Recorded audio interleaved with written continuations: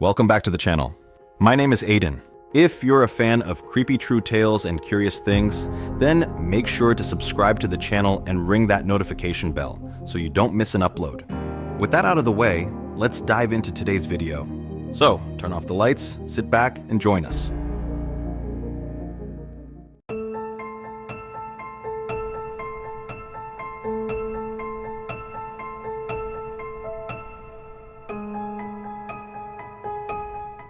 The Tower of London is one of the most famous landmarks in the world, but behind its stone walls lies a much darker history.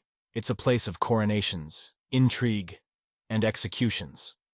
Over the centuries, it has served as a royal palace, a fortress, and most infamously, a prison for those who fell out of favor with the crown.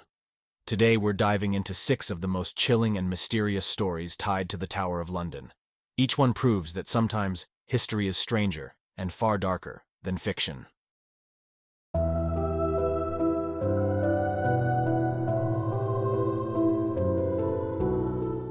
Anne Boleyn was the second wife of King Henry VIII, and her life was a roller coaster of royal privilege and brutal downfall. Twice she entered the Tower of London, once as a queen-in-waiting and once as a condemned traitor.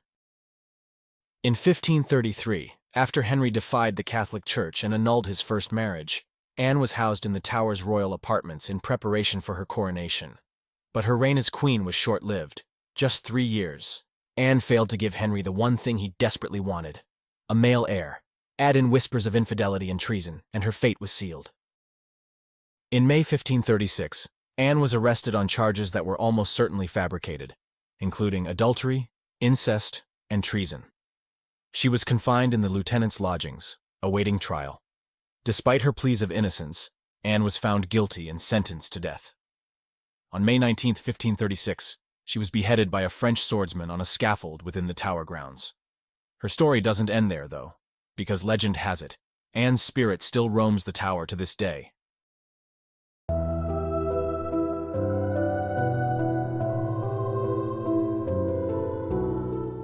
Sir Walter Raleigh was an explorer, soldier, and one of Queen Elizabeth's favorites, until he wasn't. In 1603, Raleigh found himself locked away in the Tower's Bloody Tower, where he would spend 13 years as a prisoner. But his imprisonment wasn't exactly harsh. Due to his status, Raleigh lived comfortably, had access to his family, and even used his time to write a history book. Why was he locked up? Raleigh was accused of conspiring against King James, and while he eventually secured his release, his freedom didn't last long.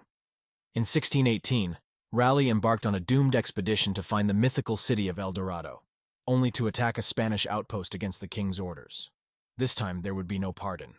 Upon his return, Raleigh was executed, but his legacy as a daring adventurer lives on.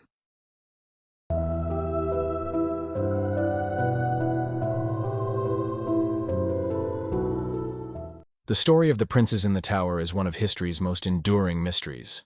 In 1483, after the death of their father, King Edward IV, 12-year-old Edward V and his younger brother, Richard of Shrewsbury, were taken to the Tower of London.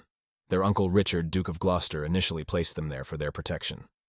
But soon the boys' titles were stripped, and Richard crowned himself King Richard III. Shortly after, the princes disappeared. Some witnesses reported seeing them playing in the Tower courtyard, but by mid-1483, they were gone. Many believe Richard III had them murdered to solidify his claim to the throne. Adding to the mystery, the skeletons of 2 children were found hidden in the Tower in 1674. Were they the missing princes? No one knows for sure, but their tragic story casts a long shadow over the Tower's history.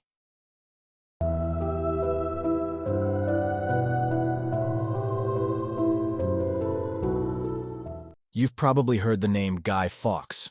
He's the man behind the infamous gunpowder plot of 1605.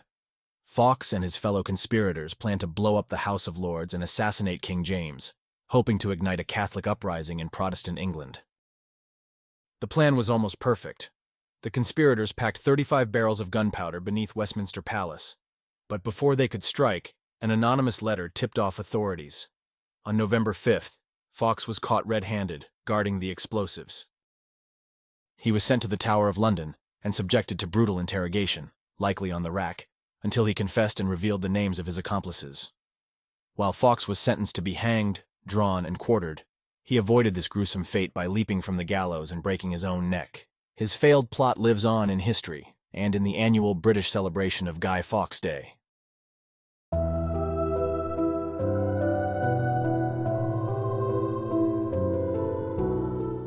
Lady Jane Grey holds the dubious honor of being England's shortest reigning monarch. After King Edward VI died in 1553, his advisors, desperate to keep England Protestant, named Jane as his successor instead of his Catholic half-sister, Mary. Jane's reign lasted just 9 days. Mary quickly rallied supporters, declared herself the rightful queen, and imprisoned Jane in the Tower. Although Jane was initially pardoned, her father's involvement in a Protestant rebellion sealed her fate. On February 12, 1554, at just 16 or 17 years old, Jane was executed on Tower Green.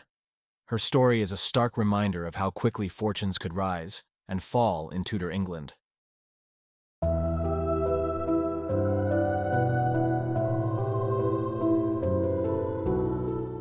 By the 20th century, the Tower of London had become more of a historical landmark than a working prison.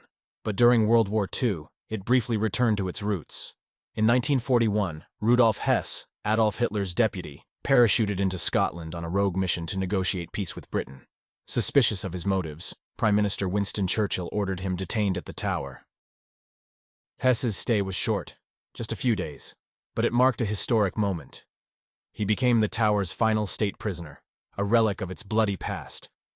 Hess would later stand trial at Nuremberg and receive a life sentence, dying in Spandau Prison in 1987.